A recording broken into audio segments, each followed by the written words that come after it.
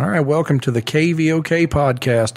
Nick Dunnam, Joel Holley here with you. Also, we're going to have Brett Modglin and Brad Rice with us. This is November 7th, 2018, and we are doing a podcast tonight that is very, very near and dear to the heart. You'll hear a little later on more about that, but it's a great one, Joel, isn't it? Yeah, it's it's part of the Tulsa history when you really stop and think about it. I mean, there's a lot of roots to this.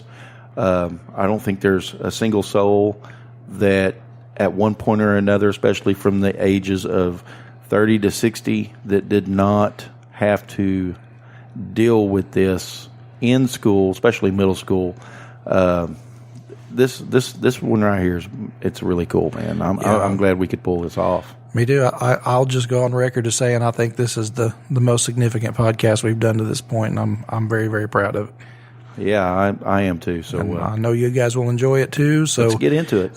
Buckle up your seatbelts and get ready because Mr. Danny Boy O'Connor is about to take you guys on a ride. That's right. If you like it, be sure to share it. Pass the word. Yep. Subscribe to our podcast here. If you would give us a 5-star review and a comment on there and everything would help out a whole lot. Share it with your friends and enjoy. Here comes the Outsiders inside the Outsiders house. Actually. There we go. Yeah, that's there you go. We'll be back. What's going on, Dale? What's up? We're early. What do you want to do? Nothing legal, man. Let's get out.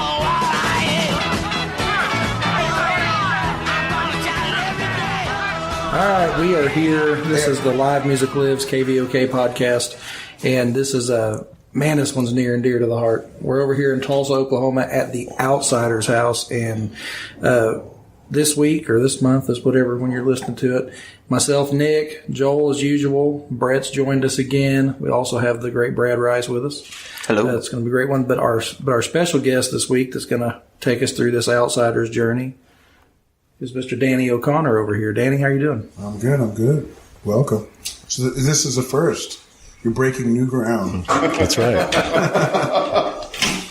Man, I got to tell you that this is amazing. Number one, this is amazing.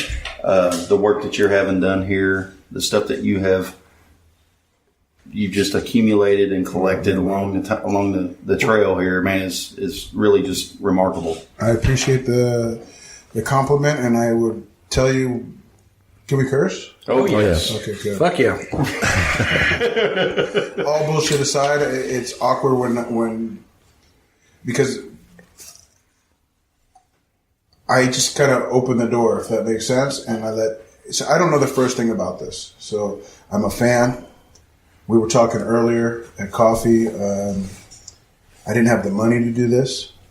I didn't have the time to do this. I only had the desire to do it, and the fear that if I didn't do it, something innately told me, like, dude, you need to do this because it's not going to last if you don't. As weird as that sounds, like an epiphany. Mm-hmm. I discovered it on tour. In 2009, we were playing Kane's Ballroom. And 2009, downtown Tulsa looked a lot different than it does in 2019 almost. Sure. Okay, agreed? Mm-hmm. Agreed. It used to be Kane's Ballroom, which is still alive and kicking, and that's the great thing. And the Spaghetti Warehouse, which I heard was it's no not longer so good. Yeah, and it lasted all that. And then right when it started to get redeveloped, they go out of business. So, sure. And I'm told the spaghetti was shit. So, yeah. That being said, we were, and I use this term literally, stuck here for 3 days, meaning we were on a layover. So if we had that show on a Saturday night, we didn't have another show until Tuesday in Dallas, let's say. Mm-hmm. And it would have been cheaper to stay in Tulsa for 3 days than drive 4 hours to Dallas and then pay double the hotel rate times 5. Sure. So you always stay in the cheaper city. You make more money. Make your per diem work for you. Yeah, I mean, I haven't taken per diem since the 90s because you're really just paying yourself. Here's per diem. You put yourself in an allowance. From the right pocket to the left pocket. But yeah, so per se, and I thought, fuck, what am I going to do for 3 days in Tulsa? And I think Tulsa. Why does that sound son of a bitch? Was the Outsiders filmed here. Mm-hmm. And we were in a car. We rented I called down to so We didn't have a show. We were here the first day. I thought, what am I going to do? I called the concierge desk. I said, can you order me a taxi? Take me around. They said, taxi? We don't really have taxis. We can call a car service. Okay, car service is fine. We waited about an hour and a half for a dude came up in like a soccer mom's van, chain smoking. We were like, what the? You don't see that in LA. Like, No. He's like, you the boys that called there? I'm like, yeah, we're them motherfuckers. You know.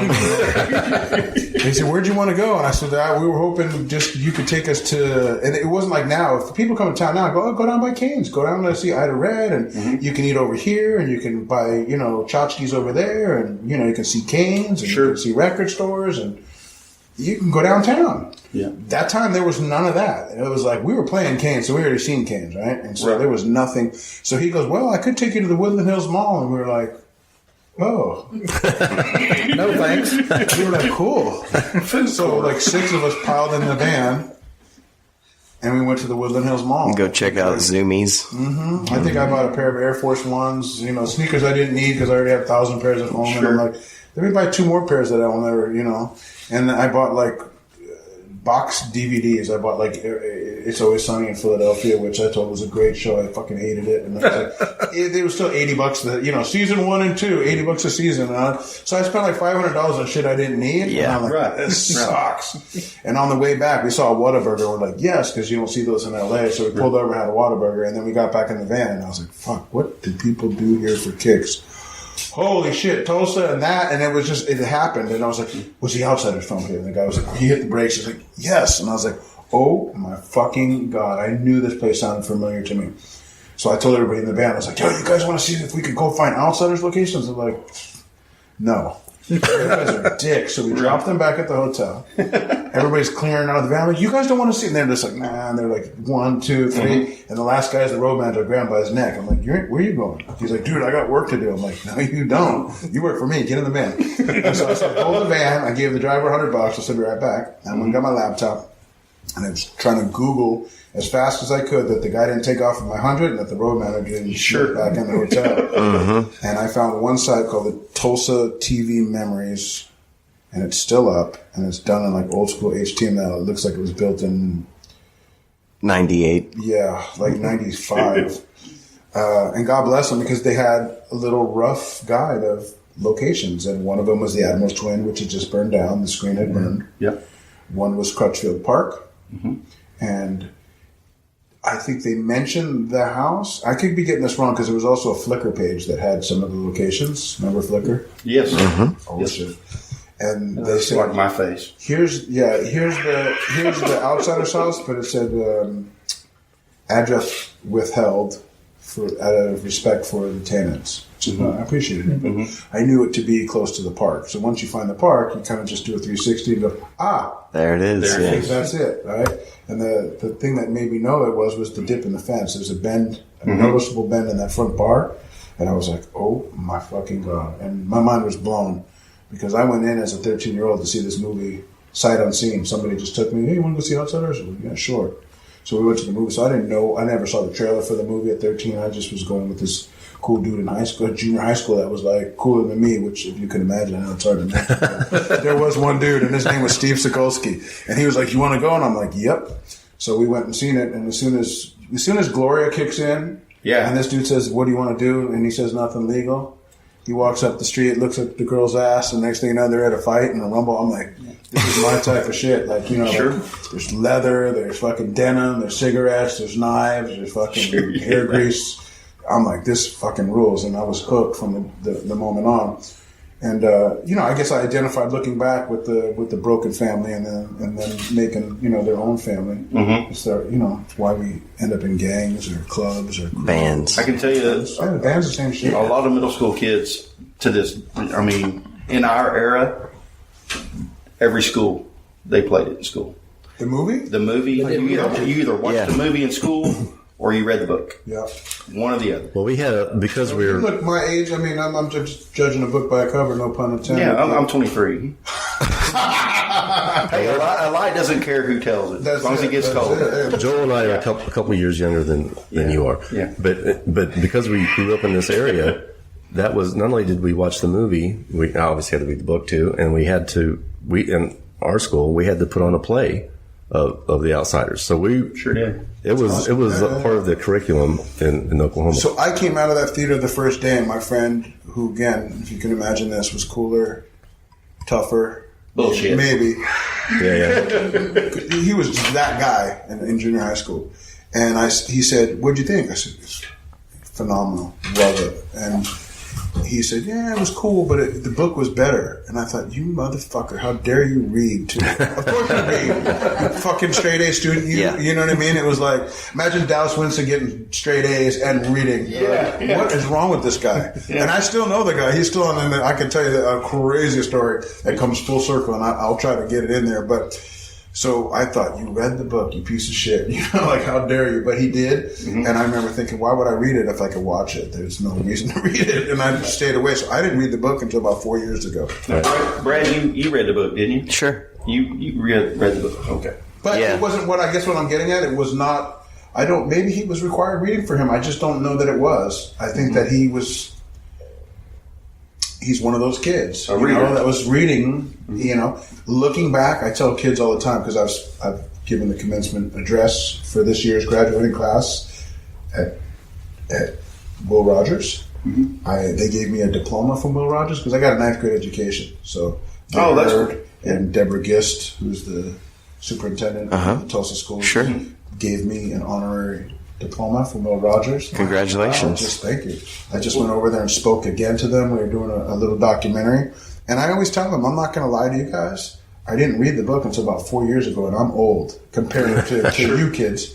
I wish at that point, and I wish Steve said, "Hey man, why haven't you read it? Everybody's reading." It just was. I came in a generation where it was like he was the anomaly that he read and was cool. Right. Reading was for like nerds. At least, I thought so. I know now. I wish I would have read it because I felt like I postponed the joy of reading that great book to my late 40s when I could have enjoyed it at 13. Right. I just mentally wasn't ready to. I wasn't. If you were hiding money from me back in the days, you'd hide it in the books. I'd never find it. You know what I mean? Yeah. You may not have appreciated it the same way when you were 13. I mean, even though you related to the movie, the medium of film and book is greatly different, and it can be presented in a different way. And I've always liked The Outsiders film because it does follow the book pretty closely. Not at all. No? Not at all. Really? Not at all. That is the number one. So that's what my friend was saying. The book is better. The movie was different. And it's notably different. And I can tell you why it's different.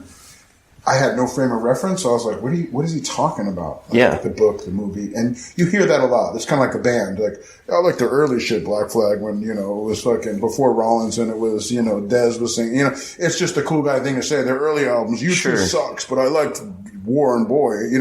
Cool guy. But with the book, people always knock the movie version because it's never going to meet the thing. Right.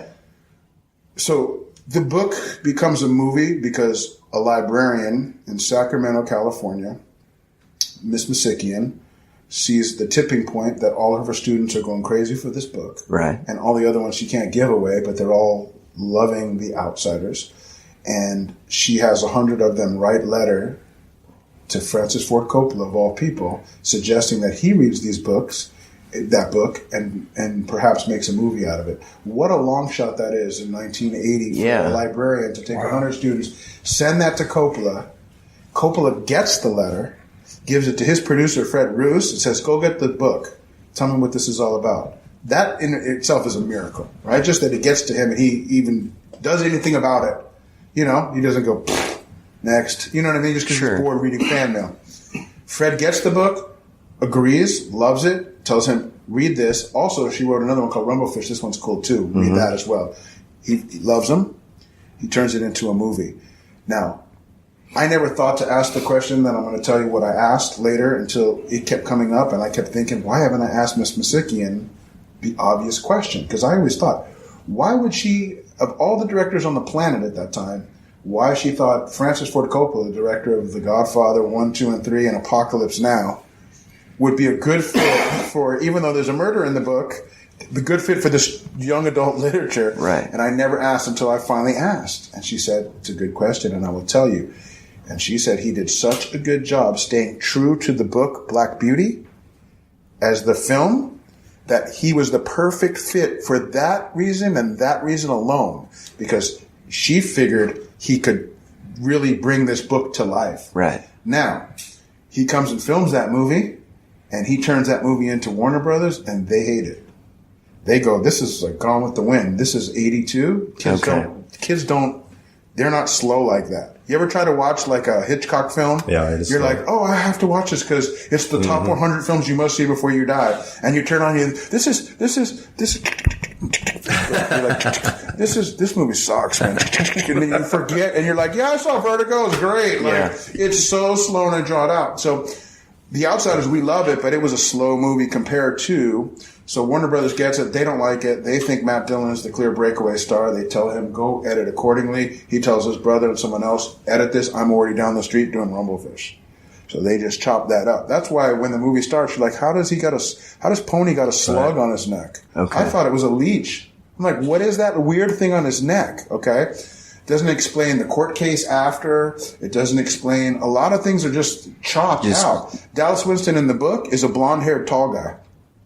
We know that, he played it, there's some wiggle room in casting and whatever, but he's a lot more prominent in the movie than he ever is in the book. He's more of a reference of he's the toughest. He's the one we fear the most. He's the one that's the craziest, but he's not as omnipresent as he is in the movie because he's the matinee idol. This film, once Warner Brothers gets their hands on it, they completely turn it into something a little different than what the book was and what Coppola's vision for it was. Even the poster drives s-ehinton crazy. So the original poster is an illustrated poster. It's actually it's called the Variant B, which is the one I like. It's by a guy named David Grove, and it looks like a watercolor illustration. It's the harder one to find. It's the more expensive one. But the one that goes out to most theaters is the burgundy one with them all laughing. Yeah. That photo, Susie will tell you, s-ehinton will tell you, there was nothing funny in The Outsiders. Why would they be laughing? That photo happens because while they're doing their photo shoot, there's a craft food service table, and Leif Garrett goes while they're doing their photos and grabs something to eat, and Tommy says, hey, excuse me, Leif, that food is just for actors. And they all crack up because he was like a boy band / actor / and they all laugh, and that's the photo that they take, and Warner Brothers is like, that's the photo we want. Not for me and you, it's for girls to go, oh my God, they're so cute. So when Miss Masikian tells me, because of how true, she kind of paused.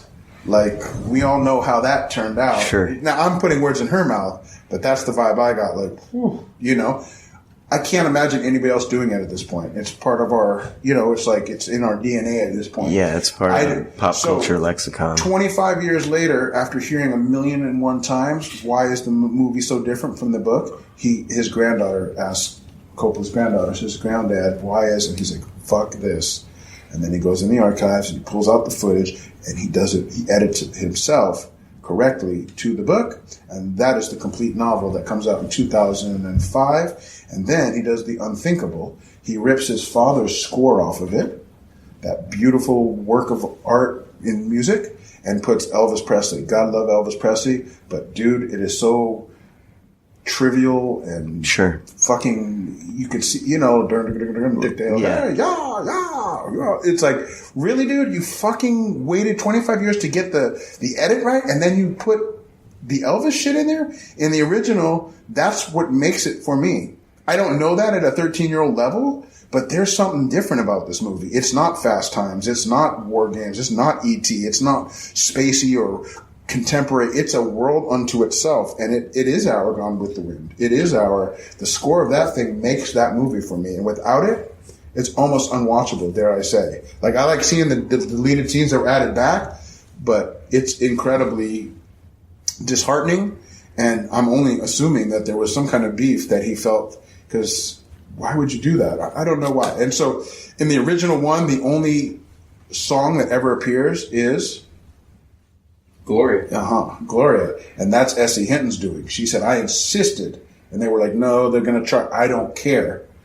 I insist. And so she insists. And for me, I had heard that song prior to that movie and could care two shits about it. But it's one of my favorite songs now because it just brings me back to 11th and Denver. What do you want to do? We're early. Nothing legal, man. Let's get out of here. And then it's like, dun, dun, dun, dun. I mean, I get goosebumps when that song comes on. And if it comes on like randomly, I'm like, yes, God, I'm listening. What's going on? What is the message today? Like, I think it's like a divinely inspired, it's weird, but that's how married my life is to this, even not knowing it. I didn't think in a million years, if you would have told me in 2009, even coming here and finding the house for myself, that we would be sitting in here in 2019 talking about it, we'd be almost close to opening, I would think you're smoking something, And it was never...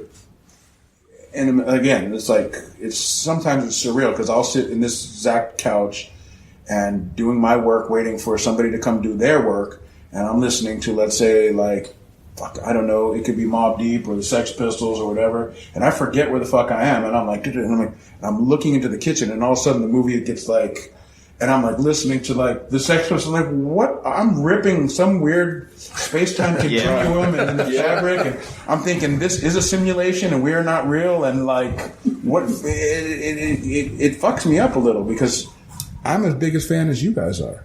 Well, that's something what's amazing about music is that when you hear it at a certain period in your life, that you can transport yourself back to that. It's magic. I just messed up my mic.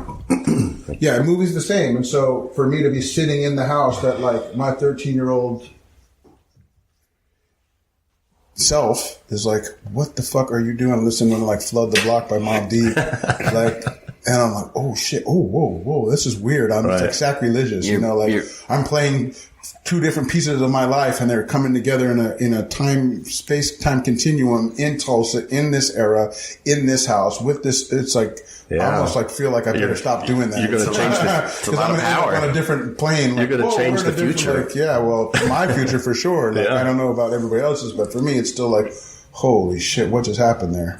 So you told the story about how you kind of rediscovered the house after, and then about 9 years goes by to today. No, not 9 years. So the house, when I got here, I took a photo. I just got the new BlackBerry phone. It had a 1.0 megapixel, which was some serious hardware.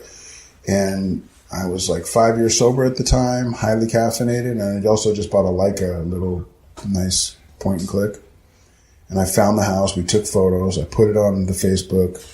And then I went to the Canes, and the manager said, "You're friends with Steve Jones from Sex Pistols, I hear." I said, "Yeah, it's my boy." He's like, "Come in my office. I want to show you something." He's like, "This hole was punched here when they played in '78. Yeah. Sid Vicious punched that hole." I was like, "Bitchin'. Selfie, click, posted it up." Jones is like, "Yeah, mate, I know. It's been, all right, fucker." And then the house, and my fucking phone all that day was sliding on the tour bus table. What is, I thought it was malfunctioning. Literally, I looked in and everybody was like, "Dude, what the fuck? Where on the Warner Brothers lot is that house, dude? I've worked here for 15 years. I've never seen that set." I'm like, "It's not a set. Where is it?" I'm like, "It's in Tulsa." "What's a Tulsa?" I'm like, "Dude, what's a Tulsa? What's a Tulsa?" I mean, next to Tulsa, you don't hear, you don't, it's not a common thing you hear in LA or New York or whatever. Sure not. It's starting to be, but it's not. So people didn't know if that was that. I mean, and so people couldn't believe it was here. "Is that real?" I'm like, "Yeah, it was just today, dude." They're like, "Where is it again?" I'm like, "In Tulsa, Oklahoma." "Why is it there?" I'm like, "That's where they filmed it. It's a real house. People are living there." "You're kidding me." "Did you go in?" "No." But the thing was, there was a for sale sign when I got here. It was $40,000. I looked it up. I'm like, fuck. 40 sometimes is pocket change. 40 other day could be I don't know how a man makes 40 in his lifetime. I've been rich and I've been poor and I've been everything in between. I've been semi-homeless.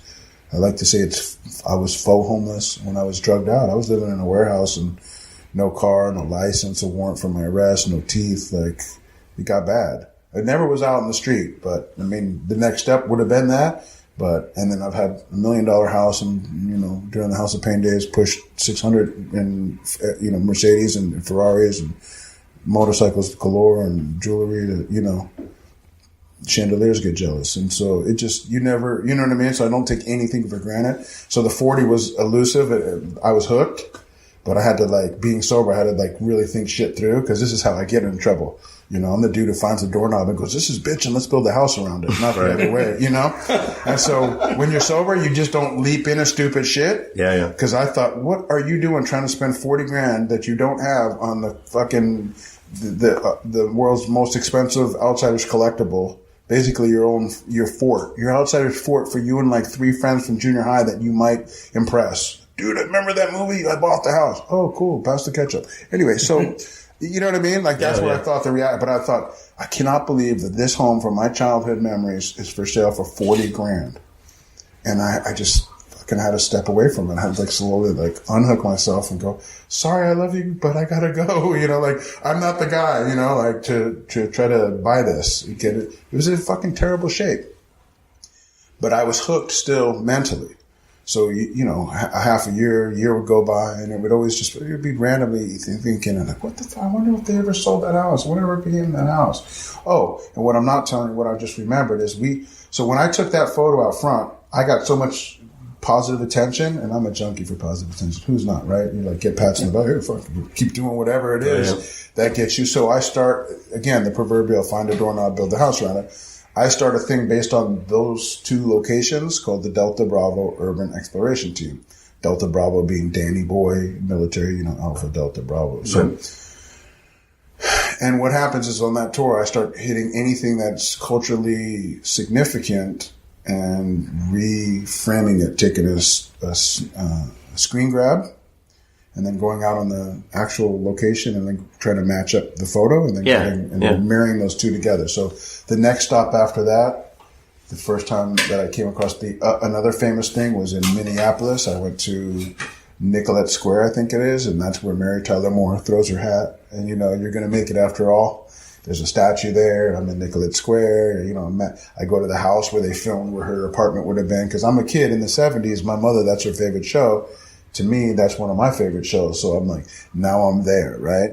And then we get to New York, and I go looking for Son of Sam locations, and it starts to happen. And then people start going, dude, are you fucking kidding me? And they start doing it. So they send me some stuff, and then then there's 2 of us, then there's 4 of us, and then there's, at one point there were 50 or 60 of us, and there's still us. I mean, if you go on Facebook and look for Delta Bravo Urban Exploration Team, there's a regular page, and then we have a secret page, which if you Google, you put it in the search, it'll say you have to ask to be a member. But that way we can see it in the feed, because Facebook, remember when they stopped putting organic content, they just made you have to. Yeah. So nobody was seeing our posts. They went from getting hundreds of likes to 5 likes. So we're fuck this. So we did there. But it's still a thing, and it starts here at the Outsiders house. So if that's all that came out of me finding this location on tour, I would have been happy, because we've made a lot of people happy just to be, by people dude, I've lived in this neighborhood my whole life. I didn't know that X, Y, and Z was filmed over here. And you completely blew my mind, because we walked by it every day and didn't know that that's where that was. And so it was like Grown Man Goonies. For the next 5 years, all I do is ride around the U.S. There's a cop car on the side of this house that you might or might not have seen, that black undercover. Mm-hmm. Oh, yeah. I buy that for $4,000, and I take it around the U.S. It's been around the U.S. 5 different times on every area of it. I went everywhere in that car looking for locations, sometimes by myself, sometimes with my friends, whatever. And it becomes a thing. But for 5 years, I always made a pilgrimage to Tulsa, whether it's on tour, whether it's I got a crazy idea. You want to go to Graceland? Fuck yeah, let's go to Graceland. From Beverly Hills, you want to go, jump in the cop car, we're going to fucking, it's like Blues Brothers, we got fucking, tank of gas, half a pack of smokes, and $8. Fuck yeah, let's go. And so I would jump in the car, and I would put a post. I'm going to Graceland. Who wants to meet me? Or I'm going to Detroit. I want to see it before it's all leveled, and I want to see all these old buildings and car places and, all these old factories. Who wants to go? And someone in Tulsa said, I'll go. The only question, do you mind if I can conceal? I'm like, conceal your gun? He's like, yeah, is that weird? I'm like, no, I'm going to be concealing too, motherfucker. So we started concealing. And then I put the post out, and my friends in New York were like, yo, we will drive from New York and meet you in Detroit.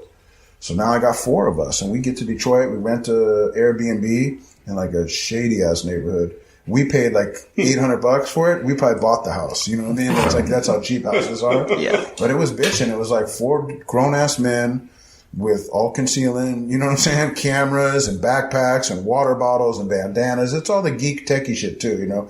2 is 1, 1 is none. You know about that? So like, if you have 1 flashlight and the batteries go out, you have none. Right. If you have 2 flashlights and 1 goes out, you still have 1. So 2 is 1, 1 is none. It's like a military thing. So we all had like doubles and triplicates. It was Goonies. It was like, put your backpack, make sure you got water, flashlights, fucking masks for, you know, for asbestos and boots on. And then we went crazy and we found shit and we photoed the shit. It was great. It was some of the best times of my life. And it starts because of this house. So we start doing this thing like on the regular, but no matter what, I would always be like, hey, we're 8 hours from Tulsa. You want to just make a beeline and see the outside of shit? And everybody always like, yeah, I want to see that. So we would come. And so at least once a year, I'd come to Tulsa to see this place. And every year from 2009 till 2016, when I finally stepped up and did something, it just was worse for wear. It was just like, and then Habitat for Humanities was coming through here and they were tearing down a lot of these derelict homes. And it didn't take a fucking, you could be blind and see that they were coming this way, coming quick. And it didn't look like they, you know, my worry was that nobody was going to identify this for the true national historic monument that it is, and I was right, and I didn't want to be right. I think it's something as Americans that we, or just as humans, it's not a Tulsa thing because people it used to bum me out because people, well, why didn't somebody local do that? That's weird. You had to come all the way from here to do that, and they weren't being mean or nothing. They were just embarrassed that someone here didn't recognize it. And I'm like, guys, I hear what you're saying, but you got to understand. If I lived here, I probably wouldn't either because it's too close to you. You just feel like, I'm not. I grew up with that shit. I'm not buying. Oh God, you know, it's like, stop. You're pushing weird buttons. Like we live right here. You know, it took an outsider. It really did. Because I didn't give a fuck when anybody said in LA. Matter of fact, I was like, hey, check me out. Watch me out. I'm going to go for a layup. Like, you know, like, let me see if I can do something. So it wasn't weird for me. And something kept telling me, dude, like that inner voice kept saying, it just kept pinging me. Like, I don't know why. It was still, so 5 years after coming here and just noticing that this is not going to last. And I kept thinking, why doesn't anybody do anything like this? Like, why isn't anybody stepping up? And everybody, that's what I was trying to get to, and I forget. But what I was trying to say about being American or just being human is that we always assume that somebody else clearly should be or could be or is looking out for it. There's no way that house is going to ever get torn down, dude. And then it gets torn down. You're like, fuck, dude, I never thought that someone would be stupid enough to tear that down. But then it's too late. You know, like this is one of one. If you do anything with this and it's gone, it's gone. There's no like, oh, we fucked up. We'll rebuild it real quick. Like, and so everybody here thought everybody else was going to be looking out for it, like the neighbor or the owner, or, you know, and they weren't. And this is how we lose these things. And so around year 5, I came by, I was going either to somewhere. I think I was going to Graceland on this trip. I know we've kept saying Graceland, but this was the trip I was going to Graceland. And going to Graceland, we stopped by, and then we went to Graceland, and then we came back, heading back to California. And I was with my wife at the time, and I'm like, you want to go see it one more time? She's like, sure. You know, like, you know. And so I came here, and I was like, the weather was perfect, the lighting was perfect. And I was just, you know, you try to sneak in here, because I don't want people to like, it's weird too for me, you know? Right. The dog starts barking. I'm like, oh, no. I just want a quiet moment to take and then I look, and there's a dude on the fucking porch, and he looks like me. He's like brolic, like a little like thuggy looking. I'm like, oh, and he steps up, he stands up and sees me. He's like, what's going on? I'm in the cop car. Yeah. He's like, what's going on, man? What's going on? I'm like, hi. I'm just a big fan. He's a big fan. He's looking around like, well, what? You know, like, my name is Danny, and I do this exploring thing, and what's your name? You know, and he's just like, and so I finally break it down to him. I'm like, dude, there was a movie. It was filmed here. It's called The Outsider. She's like, yeah, I think I heard of that. He never heard of it, you know? And I'm like, and this house was in it. Okay, cool. And I'm like, hey, listen, not for nothing, not trying to big league you or anything, but I said, 4 years ago I was here, and this house was for sale for $40,000. And I tell you what, coming from LA, nothing for sale for $40,000 that has the word real attached to it. Right. You know, real estate, real car, nothing, right? And he was like, $40,000? My sister's going to buy this for $9,000. And I was like, like I felt like I throat punched. I was like, $9,000 I got in the trunk. Like, $9,000? And I'm like, and you're tearing it for fucking apart and you don't even know it's the, so that was kind of another like, oh fuck moment, you know? And then I said, hey, you ever heard of House of Pain? And I never do this, right? But I was desperate. And he's like, no. I'm like, La Coca Nostra? No. I'm like, you want a hat? He says, a hat? I said, yeah, I got these Delta Bravo hats, these New Era. Oh, he got open off the New Era. He's like, yeah, why? I'm like, can I have one of those bricks or 3? And there's bricks on the side of this house that were from the original porch. And he must have thought I'm nuts. I pop my trunk, I pull out a New Era hat that I have in. I've always keep ample supply of swag in the back. Gave him a hat. I gave him like a La Coca album. I had like a House of Pain something. I'm like, yo. He was like, cool, fucking sucker of the year. Just took 3 bricks for fucking swag. And he's like, I don't care what it was, right? And then I was like, all right, man, nice to meet you. And I was still stunned. The $9,000 thing was like stinging because it's like $9,000. Like for 40, I can't really. I'm not a player at 40. It's just not. Yeah, because I think like.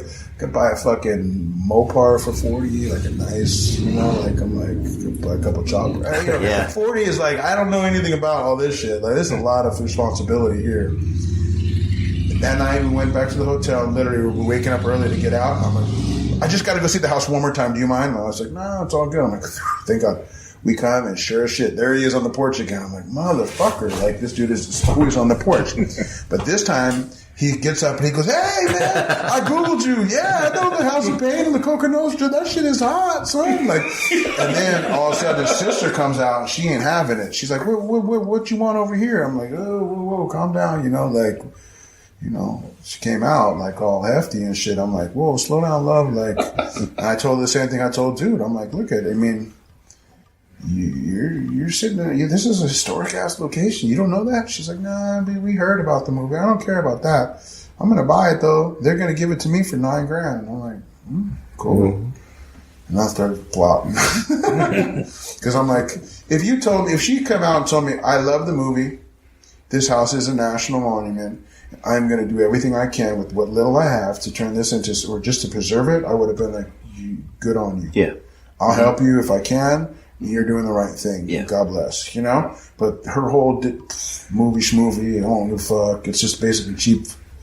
And I looked and they let me peek in real quick and it was like, yeah, it was atrocious. I could tell it was just, but I didn't realize how bad until after I bought it. So I went back home. I'm doing the Googles, like, who owns this place? I found the owners, but the owner had died. It gets transferred to his wife. She moves to Florida. There's, I paid for one of those deeper searches, but it's giving me like AOL.com, Hotmails. And it's like, these are not helping me. These are like all defunct emails. And she had a bunch of them. And the guy I met here that I took to Detroit, who was part of the Delta Bravo thing at the time, was like, yeah, if you don't mind, I conceal. I'll roll with you, right? You hear that? Yeah. That's the fucking 315 in Windricksville. That's like free money. That train does that. That's free money to the kid. I'm like, give me some more of that. Man, that shit like got me harder than a Spanish test. All right, so this fucking this shit is I go and do the Google on it. I can't find. I know her name, but I can't get a real address, and I don't want to start firing off emails. I think I tried to fire them off, and they bounce back. When they're like. Undeliverable at this address and a million code mailer Damon. Mail it to you, whatever that is. And I'm like, fuck. So the guy who was living in Tulsa, I told him, what my vision was and this, that, and the third. And I'm like, go lean on these tenants. Tell them we're taking photos. We want to publish them and we want the rights. So we have to call the owners. He was like, okay, that works. So he tried to come over here a few times and we'd get here. The kid would be here. And the kid, he was like 19. Cool kid. You know what I mean? He's like, oh, no, you have to talk to my sister. So finally he found the sister after like weeks of, stopping by randomly. They wouldn't be here or whatever. He finally stops by and they give up the phone number. So one day I'm sitting up. I'm sitting there as I stepped out in the dark. It's like, it's still surreal. It really is, dude. I'm sitting at my computer and all of a sudden I get this ping and it says, are you ready? From the guy in Tulsa. I'm like, I got nervous. I'm like, yeah. He's like, bing. And then it was her phone number and her name, the owner. And I knew her name. So the second the name popped up, I'm like, are you kidding me? He's like, yeah, I just got you the number. Let's just let that ride out. What's your name again? Joel. Joel, come here and hold me. Joel, turn off the lights. Shit just got real. Hey, it ain't right, but it ain't left yet either. You know what I'm saying? You think about that. All right, so he gives me the number, and I panic. Because now I'm like, okay, this is like...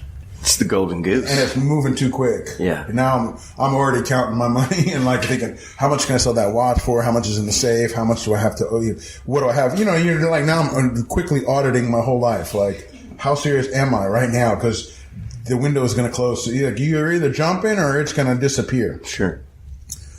And then I was like, fuck, you know, I don't know how I sound over the phone, or it probably ain't good. My Ebonics probably was like, you know, so I called my friend in Florida, who she happened to be in Florida, the owner, and I'm like, Don, I need a favor for you. And this guy, if we had his money, I'd burn my money, you know, just to, like, listen, this is the real deal, dude, right?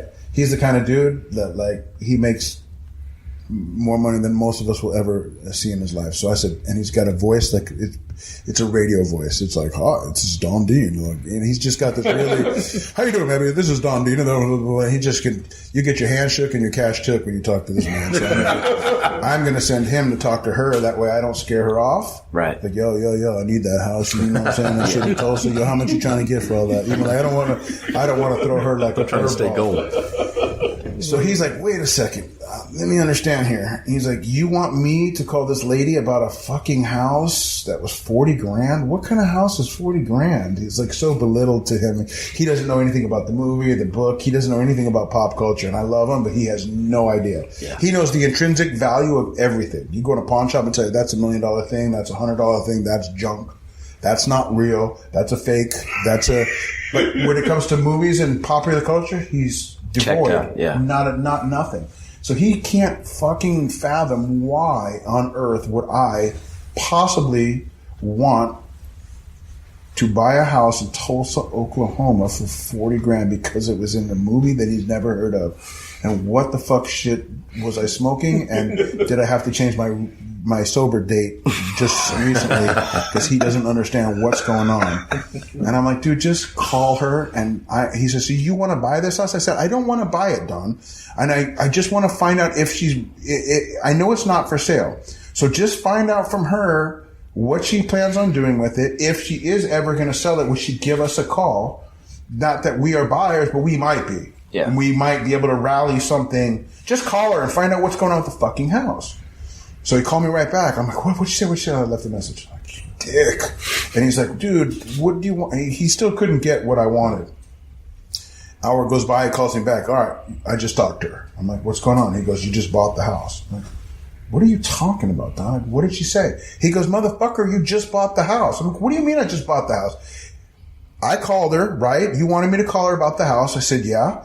And she wanted $20,000. And I said, I won't pay you a penny more than 15, that shithole. He goes, is it a shithole? I go, yeah. He goes, good. Because I told her it was going to cost me 50 to 100 to just get her up to speed. And in that neighborhood, those comps, you'd be lucky if you got 10. I'm going to give you 15. And she accepted. And the only caveat is she's waiting 30 days because those tenants are 8 months behind in rent and they owe her $4,000. Wow. And she wants to, if she sells it to me now, I will get the $4,000 by law. Right. And I said, well, fuck that. I ain't waiting 30 days because she's going to Google me or somehow and think I'm a rich rapper. And in the 90s, that was true. I made more on accident in the 90s than I've ever made on purpose in the 2000s. But if you Google me, you might think that I'm, still pushing, luxury whips and all that good shit. I'm sure that there are sites that say your net worth. Yeah, of course. And I don't know where they pull those from. So I didn't want that. And for the first time you don't want that, you're like, oh, no, that's not good. So the 30 days was like, oh, fuck, she's going to change her mind. So I still didn't think it was going to go through. And then I was like, and you just pulled the trigger? What if I didn't really want to, like, he was like, well, I didn't have to give her anything, but the deal is done. He said, she lives in Florida. I said, yeah, that's why I kind of asked you to call. He's like, I've already talked to her. I told her to come down to my lawyer's office. I'm like, dude, Don, you gotta understand, like, They came down. They're like, where the fuck? Everybody in there's got platinum watches and shit. I'm like, Don, you can't. We're paying like we're broke. Like we can't. I didn't want to scare her off. Right. Because listen, and God bless her. We still talk. Her sister, they're great people.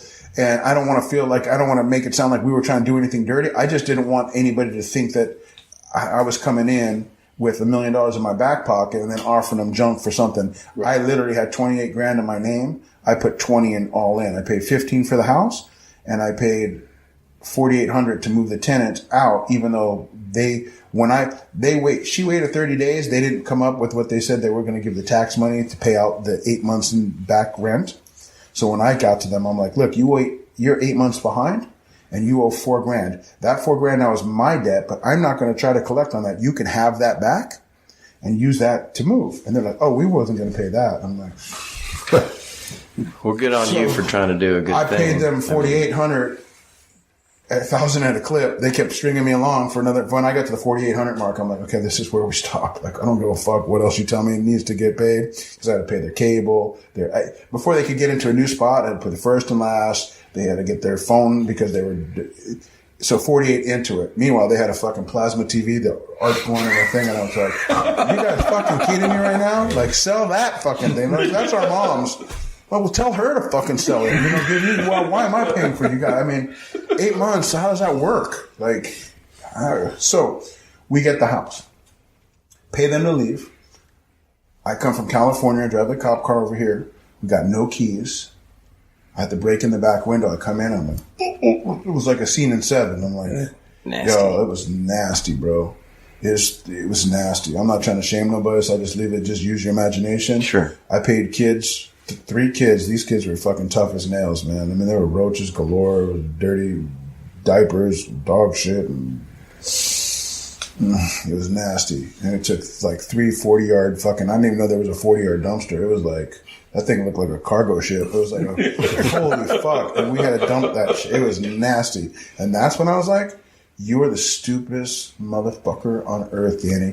You just took 28 cash that you had under your bed and you put 20 of it into a fucking house in Tulsa when you live in an apartment in Beverly Hills. You have no work in front of you. We just agreed that we weren't doing House of Pain anymore. So that was like the only like gravy train that I could ride and get, 60 grand, 20 grand, 40, whatever the number was for a couple months. And I'm like, oh my God, I just flushed my life savings, what little of it I had left, down the fucking tubes for the world's coolest fort in fucking Tulsa. That me and Steve Sokolsky from fucking 7th grade are gonna like high five, dude. Like fucking, oh, you're awesome, man. You're awesome, man. Fuck, dude. Let's go chill in Pony's room. Hold your nose, but let's go in there and fucking chill. Hey, you want to see my poster? I got that one poster. Yeah, that's fucking killer, right? Like, I was like, you stupid son of a bitch. And that's when I panicked, and I'm like, I'm gonna go GoFundMe. And my man was like, yeah, you could probably get it. Yeah, that'd be cool. I'm like, fuck, but then it won't be my house anymore. I can't ask for everybody, hey, pay my house, and I'm going to play fucking Outsiders in here when we're done. Fix this shit up for me. Like, come on, chop, chop, So that's when I started going like, fuck, And the first week I was here, I have to mention it. Sitting on the porch, a dude pulls up. He goes, hey, man, I'm so-and-so from the Crutchfield community. I'm the president of the Crutchfield community organization. And I was like, self-appointed? He's like, huh? Never mind. Like, I also tear down these houses here for the Habitat. You remember that church? I said, yeah. He said, I tore it down. Oh, bravo. Yeah, hey, well, fucking, what do you want? And he's like, well, your house is on my list. I go, what list? He goes, the tear down list. He goes, I don't know, if you knew or not, but we were trying to get this. We were trying to we could have put 4 Habitats as double property. I said, yeah, I know that. I said, but do you not know this is the outsider's house? And he was like, yeah, outsider, insider don't mean nothing to me. I could have put 4 houses here. Like, he was disappointed because that was profit. When he does this for them, they probably break him up. And I'm like, all right, cool. Well, you can fuck off now.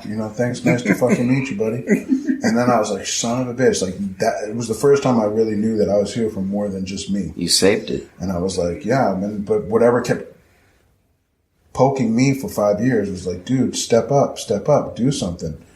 There's a million things that happened in between that. Again, I did a podcast in LA with this LAPD guy who was just here for the event we did. We had a podcast in LA.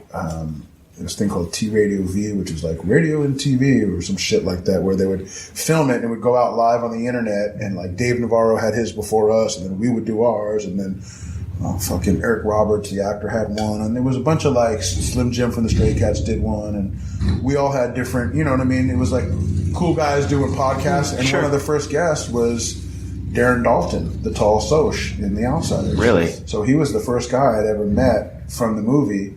And we just had at him. The thing what we would do is like we were doing, it was the Delta Bravo show, and we would talk to people of our favorite movies, and then talk about the filming and do remember locations, and we would just go and debrief them. But basically, it was a guilty pleasure. Like, tell us everything about the movies that we love, because we, and we'll pretend we're recording this for the greater good. But it was us just like, tell us more about that time when Phoebe Cates, and then it was like, so it was like a guilty pleasure, but it was good because a few good things came out of it. One, my boy was LAPD, and when he had to go for a raise, he had to go in front of a board. He says, just like in the movies where there's like a tables at the back of the room and there's 10 people. And he goes, I couldn't even speak good prior to doing the show. But once I met you and we started doing a podcast, because I used to tell him, we'd about to go on air and we'd be in the urinals and, getting ready. And I'm like, hey, dude, you got to come in hot to this fucking thing. You can't just slowly be quiet and then build up because I said, by the time you're going, the show is over. You got to come in. I'm trying to, teach my man the little art of can't just come in all quiet at first and then slowly get better. And this before long, you're like, oh, wait. I was like, you got to come in. Yeah, this ain't NPR. You got to jump in and just get it. So stop fucking around and start, But when it worked good, because when he had to go get his raise for LAPD, he had to go in front of me. He said, I've never been able to public speak before, but this thing. So that was a great thing. That's awesome. And then the Darren Daulton thing. I met a lot of people. I'm good friends now with Robert Romanus, who's Mike Damone from Fast Times at Ridgemont, which is another one of my favorites. And Deborah Foreman from Valley Girl, and the janitor from Breakfast Club, which is my man. So we made lifelong friendships in this. But too bad Washington didn't get a hold of him. I'm saying. I didn't hear a word he said, but I just... and then out of that... When we did the Darren Daulton thing, s-ehinton called in. And it was like, oh, shit, the s-ehinton from Tulsa called in live, to our little shit show. And it was the first, and I think I asked her, how come somebody doesn't save this house? And she was like, it's my movie, it's my book, but it's their movie. If someone wants to save that, that's on them. But I felt like I was a early testing the water. So you're good, you're not doing it, so we can, okay, check. You're not going to step on her toes. That's a good one. But is there anybody else that might be? Because I didn't want to also just jump in and someone, what if the Matt Dillon was like, brother, I was going to do that myself. You just stepped on my toes there. Not that he talked like that. But, I was worried that anybody, might have the same ideas. Yeah. So flash forward to when I bought the house. The first person I talked to was Darren Daulton. So I texted him. I'm like, dude. He's like, what's up? I'm like, I bought a house. And I'm sure he's going, big deal. Yeah, go fuck yourself. Why are you telling me, And he's like, cool. And I was like, ask me where. And he's like, where? And I'm like, Tulsa. And he's like, no. I go, yeah. I go, ask me what house. He's like, bullshit, dude. And all of a sudden he calls. I'm like, dude, don't say nothing. Promise me. He's like, yeah. I go, I bought the Outsiders. I was like, motherfucker, are you serious? I mean, he's like, fuck yeah. I go, but dude, don't say nothing because I don't want to upset anybody. I still want to talk to Susie again just to make sure. And I haven't been out there yet. And I don't. He's like, yeah, no, dude, never. Fuck, dude. Whoa, what a oh my God. It's so crazy. Thanks for, So the next day, it settles and I set in. I'm like, whew. I'm going to tell Susie, tell s-ehinton. I go, hey, Susie, long time no talk. She goes, hey. I go, hey, guess what? She goes, yeah, I know you bought the Outsiders house. I'm like, what? What? How do you know? She goes, oh, Darren told me. I'm like, fuck. So if you're listening out there, the moral to the story is never trust a source. I'm still a little salty at him for that. But he's a sweetheart of a guy, and she was cool with it. And again, when you ask for money, you can't make it your personal thing. So I'm like, okay, we'll turn this into a museum. I had no money to do this. I had no plan. It's the complete opposite way you want to start any project. The wise man would make a plan and then sell the idea to you, and then you would like that idea and then raise the money for said idea, and then you would get a plan on how to build, and then in a perfect world, it would all work like that. But this is not perfect, and nothing, I dove in with no money, my life savings, I threw it in the wind. Originally, I thought I fucking pissed it out the window, I thought I was fucked. And we've done this the complete opposite way you would want to do this thing, and it's taken us a lot longer than we'd ever thought, because originally they're like, how long do you think this will take? Oh, by the way, the second we did the GoFundMe, the word got out, and the media showed up from all corners of the fucking globe. I was like, holy fuck. It was the first time I realized, like, I'm not the only dude that really is, like, super passionate about this. Like, I knew there were other people, but not as many as they came out of the woodworks. It was like a phenomenon. I mean, hundreds of people were showing up a day. All these camera dudes would show up. I'm like, whoa, what are you? They were just like, it was scary. Literally, they would jump out. I'm like, what's going on, guys? And they're like, the mayor said he'll be here in 4 minutes. I'm like, what? They're like, and here he comes. Dewey would come out and be like, hey, man, nice to meet you. Like, what? I've been a part of some phenomenal shit in my life where, like, 1 minute you're, like, living in a garage, and next minute you're flying around. You know what I mean? Yeah. This was way more overwhelming because it was just like, it was crazy. And that's when I was like, we got something here. Like,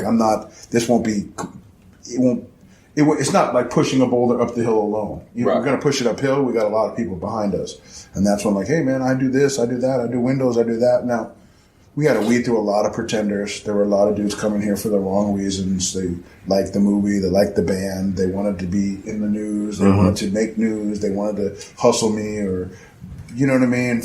They'd come over on one thing and then they go, hey, on that third record, and I'm like, what are you, what? Dude, we're trying to fucking pull walls right now. You're asking me who produced, like, why do you know what I mean? Like, what the fuck are you talking about right now, dude? Like, so there's some dicks that came through and they were just, you know what I mean? Yeah. And so it's been a steep learning curve. But I have a master's right now in, like, how to do these. So much so that we were talking earlier at coffee about the HGTV just bought the Brady House. Yeah. And prior to that, for the last decade now, the Christmas Story House is a thing. You can go visit that in Cleveland. It's a very interesting story on how he comes about that and the whole thing. We don't have time to go into it, but Google if you're interested in that. It's fucking amazing what he's done. And the Field of Dreams is a thing. So I've driven to Davenport, Iowa. You've been to them all. Is this heaven? No, this is Iowa. And yeah, I come out the corn in my Yankees Mickey Mantle jersey, and it's like, yo, you know.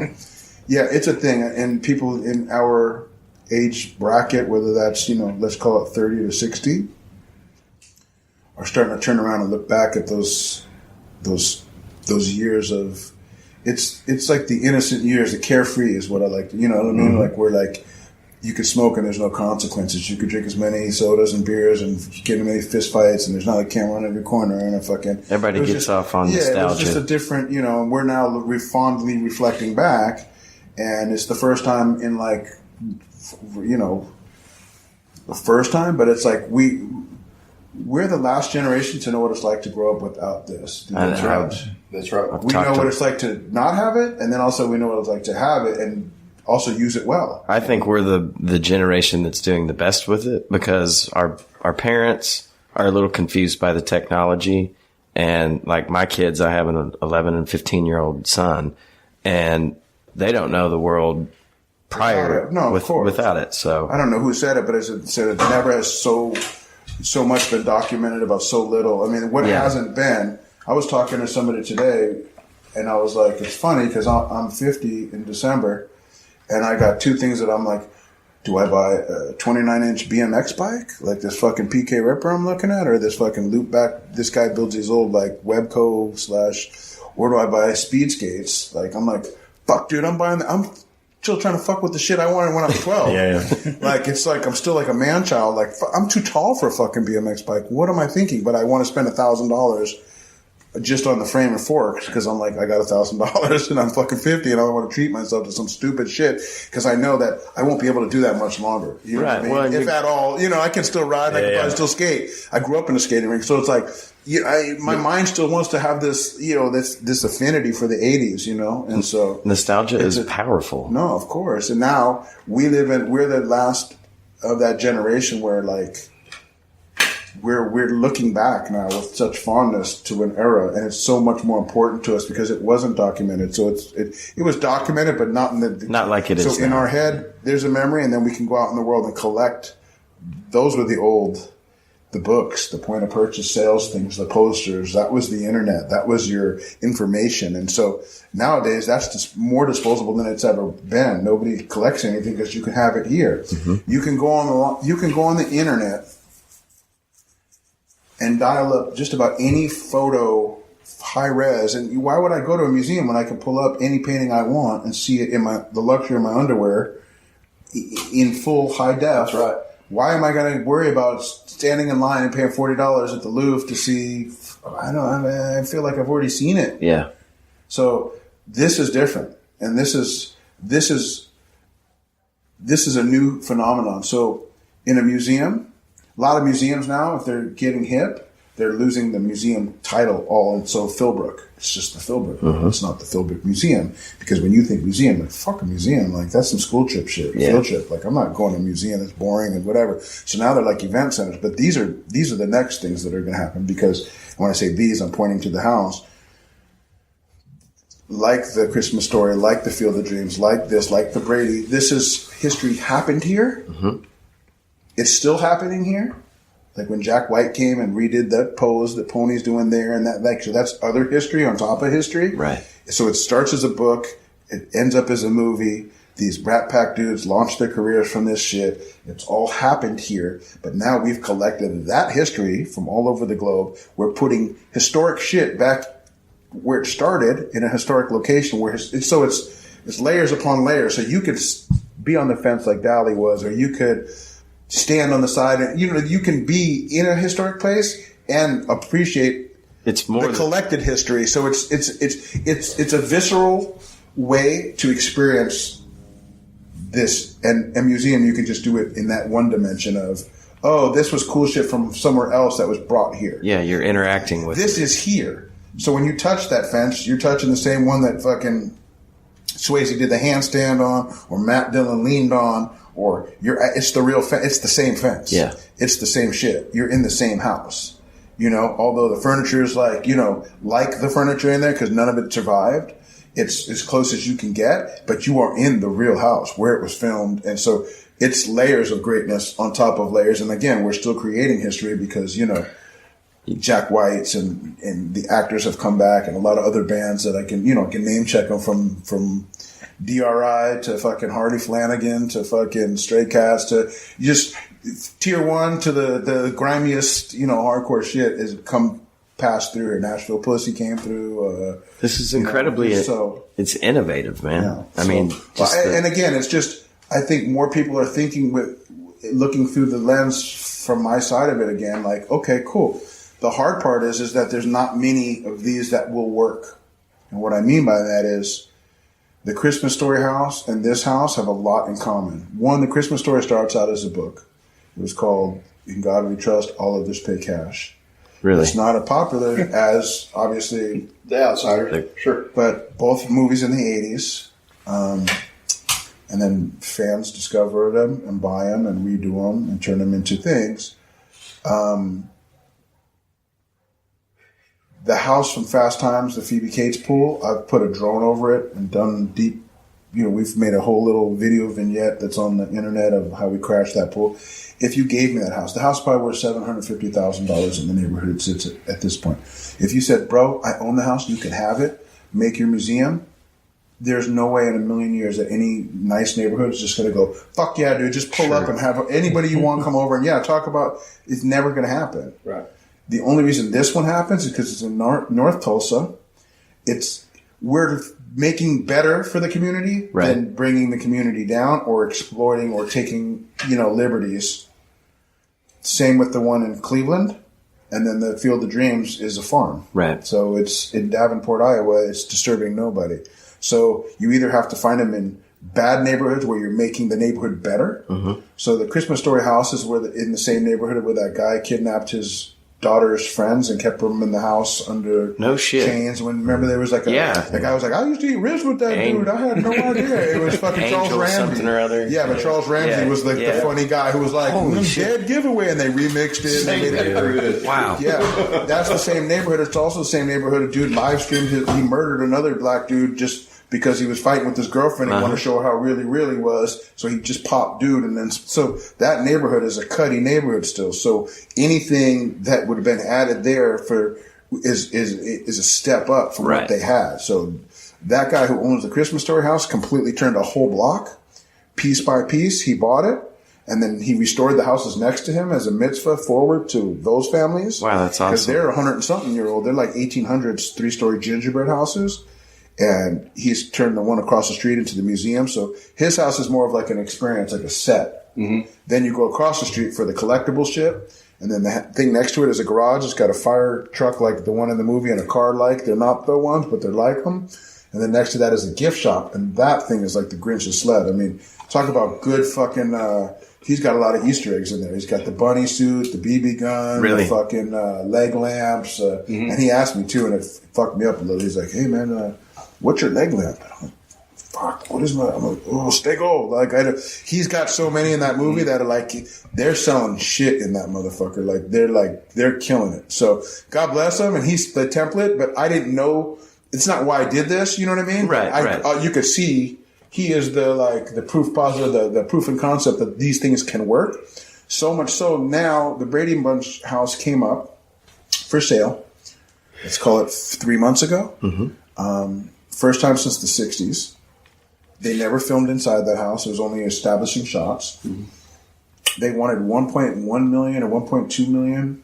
A nice Sherman Oaks neighborhood. Nothing super fancy nice, but nice, I know it well. I visited the house way back before I started doing this shit, Delta Bravo stuff, because I grew up in that neighborhood around there, and I had always heard the Brady house was there, so I went and saw it in the early 90s. But the house sells, and the owner comes out and says, "I bought it. I'm Lance Bass from fucking NSYNC, and I paid $1.7 million for it. I'm the highest bidder." Fuck yeah. And in the morning, he wakes up, and they're like, "Sorry, somebody doubled you down, and it's a buyer's unknown." And he was fucking livid.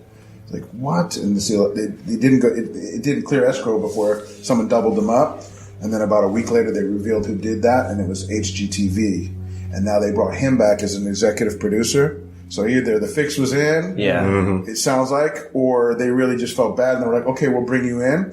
And now they got the Brady cast back together, and they got a fence, so they're going to redo the house for a TV show.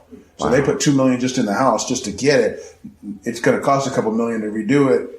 With the team that they, now I'm getting calls from HG saying, "Hey, can we use this house as a companion to what we're doing and maybe come out and refer to it?" And now I got another person calling 2 other production companies wanting to do separate shows. So now everybody's hot on doing this shit. And I'm a little like, I'll hear all ideas, but my job in my mind, self-appointed, kind of like the fucking Crutchfield Association president. Yeah. Is to protect the queen at all costs. Mm-hmm. And that's s-ehinton and her legacy. Mm-hmm. This is not my legacy. Mm-hmm. It will be later, right? When those dogs bark and that train goes by, that's like the real shit. Yes, This is their legacy. I'm not here to exploit that. Like, I want to get as much positive press and smiles on people's faces, et cetera, but I'm not here to like, I got this thing, I'm going to run it back to Hollywood, I'm going to fucking exploit the shit out of it, I'm going to rip. It's like, that damages everything. For me in particular, because I'm a fan of my 13-year-old's memory. Yeah. So I don't want to fuck that up in any way. So if we end up doing something, even though I don't have to ask permission from anybody, I will always go right back to Susie. Susie, here's what they're offering to do. Do you have any issues with that? Do you like the idea of it? And she's always been, do whatever, you know what I mean? But for me, it's so important that everybody feels like you're not, because dude, as a fan, let's just say another rap dude bought it. I'm like, fuck the Outsiders and fuck that rap dude. Now I hate that shit. Just because that's how I'm built. Like, you know what? Like, it's like, that was my shit. Like, you took it, fuck you. So I'm sure I turned a few people off that were fans who are like, I fucking hate that dude now. I used to, you know what? I didn't really like him in the first place, but now I hate him. So, see, because it's someone else's collective memory. So I do my best to be like hands off. The reason I tell you these stories is because now everybody's going, I got a great idea. I'm like, oh, now you got a great idea? Like, wait, let me check this out. Like, this just occurred to you right now that this would be so 2 years ago when we first started, crickets. You knew all about it. Now it's a great idea because the fucking $2 million that HG spent. So I have to also be, cognizant of that this is someone else's legacy, and I'm just a gatekeeper. So, sorry, next question. No. Yeah. So, how many people of the cast have contacted you, and what do they think about this? C. Thomas has been here many times. He just left. He was here this weekend. Mm-hmm. We got Ralph to come to the last event with C. Thomas and Darren Daulton, the Soch. Mm-hmm. We've had a bunch of either smaller roles like bit parts or extras come through. They still live here locally, which is fantastic. Some of them, the scenes were cut, but there are the deleted scenes on YouTube where you're like, oh, fuck, or there's stills. Mm-hmm. It was funny when they did this movie, they released stills to the press, that scenes that didn't happen. So there's a scene that you might have seen before where Two Bits trying to break up a fight between Johnny and his mother on the lawn. There's a still that went out, but that scene never makes the movie. So it's so weird to have that in there. You're like, well, I don't remember that in the movie because it didn't make, So those are the three big ones. As soon as I bought, right as I bought the house, Matt Dillon hit me up and he was like, hey, man, I see you're in Tulsa now doing your thing. Susie's still there. If you want her contact, I'd be happy to give it to you. I'm like, no, dude, I really appreciate you reaching out and we'd love to get you out here. And he's like, yeah, no, it's been too long. I'd like to come out there right now. Unfortunately, I'm in Sweden doing a movie called The House That Jack Built. Or he didn't tell me the title, but he said, come out here. But I said, listen, I don't want to bother you. And I appreciate the back and forth support, but I want you to know there's always an open invitation. So if you ever see a thing and you think, just know, you're always invited. That being said, as we start getting closer to an official opening of this thing, believe me when I tell you, I'm already figuring a way to tell them, hey, this is the date we think we're going to really, really have the opening and the ribbon cutting and the mayor and the Susie and Tommy and we want you to be here. Matter of fact, I insist. This is where I'll step on, I'll be a little bit more like, bro, help me. Help me out here. Treading lightly. Sure. But now I'm like, bro, I need you here. Mm-hmm. It's everything when you come. It's not, you know what I mean? I don't look at any. So for instance, there's a threshold that goes between Pony's room and the kitchen. When in the movie that's there, you barely see it when he's like dreaming out when they fall asleep. Yeah. When I got here, that was already drywalled over. So we had to recut that out and put that there. And in between, I thought, well, this would be a good place to get the cast to sign it. And so Darren signed first. He was the tallest. Then Susie signed. Then Tommy signed. Then Ralph signed. And then there's a guy named Bryce Marshall who was a neighborhood kid here. And he was hanging out. And Coppola says, why aren't you in school, boy? You're a little, young to be running around here and doing your thing. And he was like, yeah, I live in the neighborhood, whatever. And he's like, I like you, So he became like the den hen or the house mouse, Sure.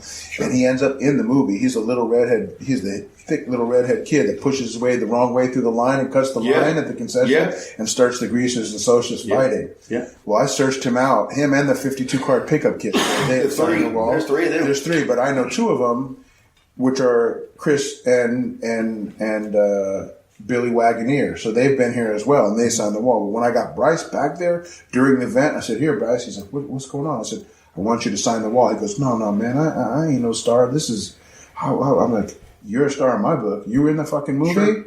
I remember the scene vividly. Bro, you were signing the fucking wall. Make no mistake. And he's a big boy. I'm 6'6", 280 alpha male. You know what I mean? Right. But he's like 6'4", 300 alpha male. So I'm like, fuck, this is going to be tough if you don't want to sign. We're going to double him up. Right. But he was like, fuck, all right, man, I'll do it. And he started signing. I could tell he was getting emotional. And then I'm getting emotional and fucking... Sure. I ain't cried since fucking Mickey died in Rocky, so I'm like, this is getting weird quick. But he signed it, and I'm like, God damn, we got it done.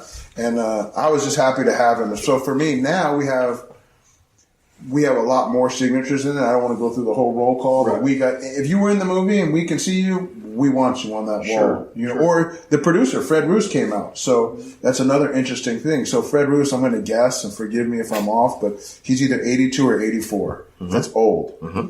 He came back to Tulsa for the first time since the filming of The Outsiders. Do you know who Fred Roos is? No.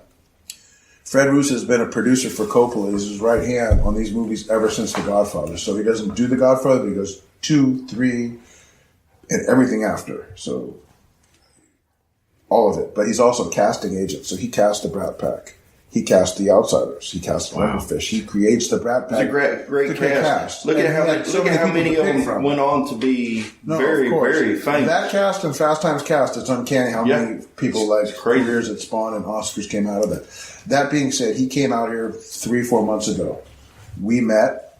I took him to coffee, showed him around, told him all my stuff, and he was like, I said, what brings you back here? And he's, well, if I'm being honest, he says, Susie owns the book, and we own the movie. We'll never make another movie, but we also own the rights to the play, and we are doing a musical on Broadway. I'm like, what? He's like, yes. And he's like, it ain't the park, it ain't the drive-in, it's the outsider's house. The set will be your house. And when you adapt a movie or a book to a play, it's called the book. So somebody rewrites it. It's like adapting it, book to movie, movie to play. And he's like, I got the book and I want to make sure Susie's cool with it. Now they don't have to ask her because she, I think they own it, but they want to make sure that same like I do, right, that she's on board. And so I think she liked half of it and the other half she didn't. So she corrected them and helped them, whatever. But it's a go. And as much as I don't know that I would ever like a musical, and would never reach me, I'm not mad at that. And nobody's asking me. Anyway, it doesn't matter to me. But I'm just saying, as a fan, it's the greatest thing ever. Because now, the book lasts forever.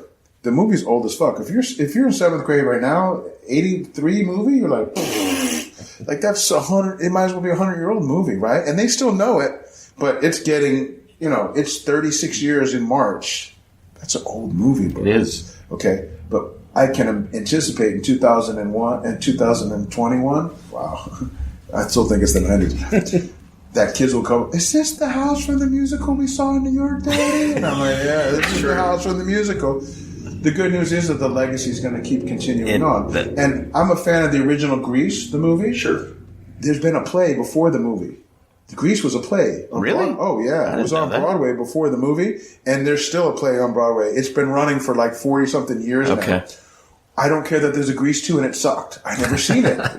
How would I know? I just knew it sucked, I like Staying Alive. I knew Staying Alive 2 sucked. It was like, we don't care. You know what I mean? It's like, these are my memories, and they're not going to be tainted by a play. It's only good for the legacy. So new kids will be discovering it, and that's when they're going to go, oh, there's a movie too, an old movie that goes with this, and an older book that we have to read in 7th grade. So in my lifetime, there will be no shortage of new fans coming through.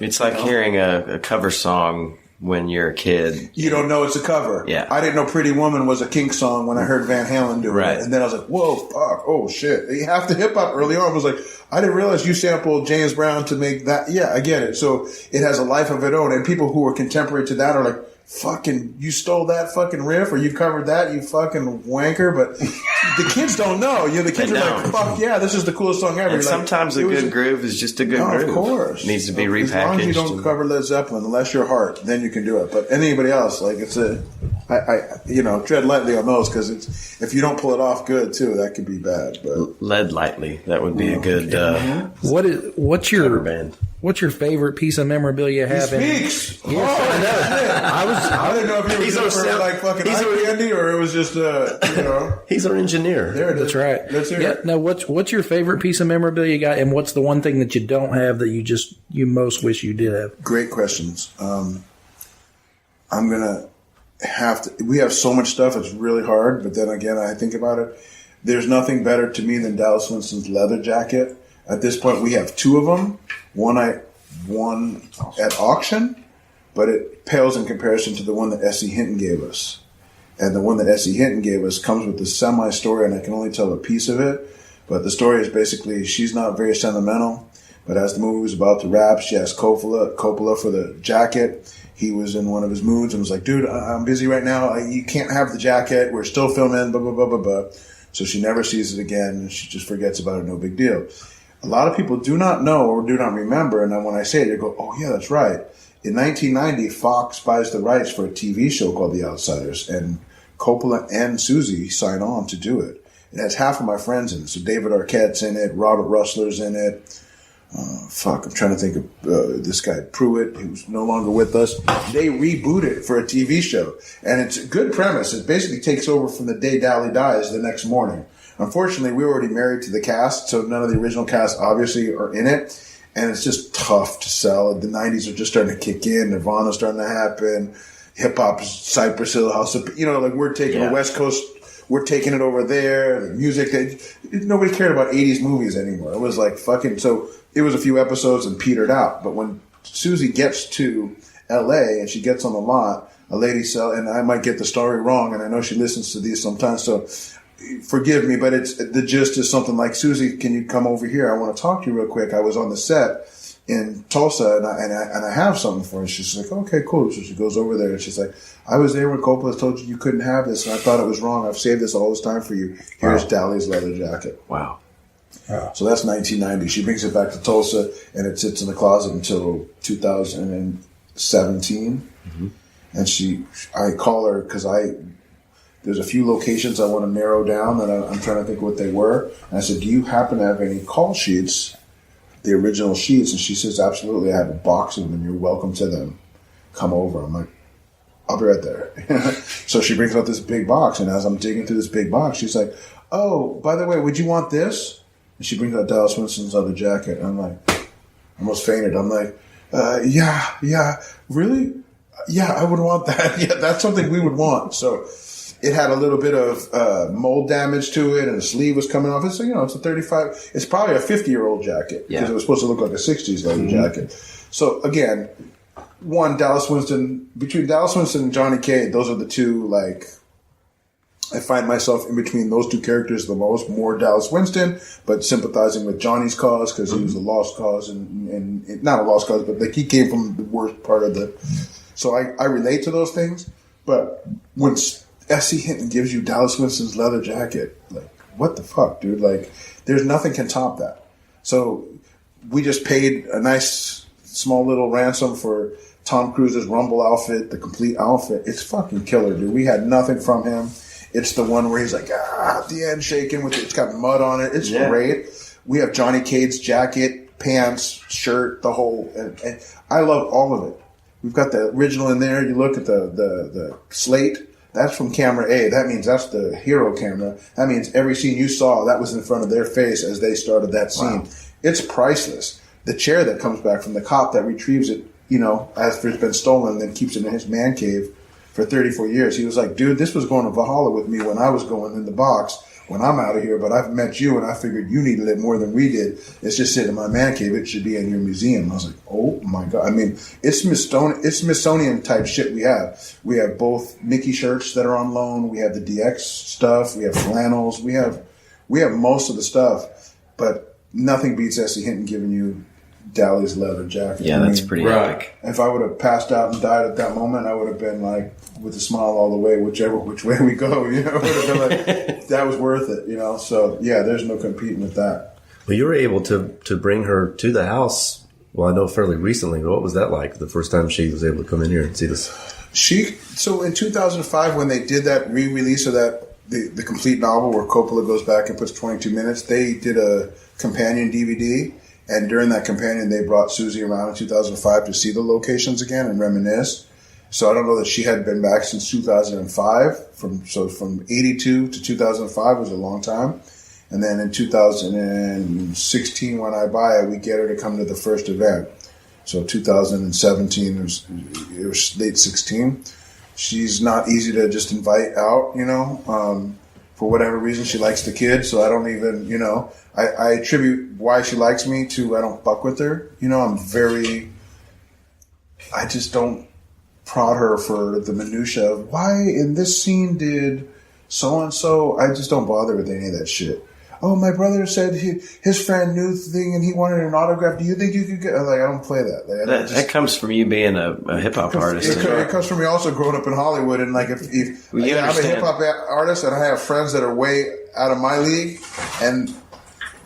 Oh my gosh. What happened? That's Kat. She's in the window. Oh, shit.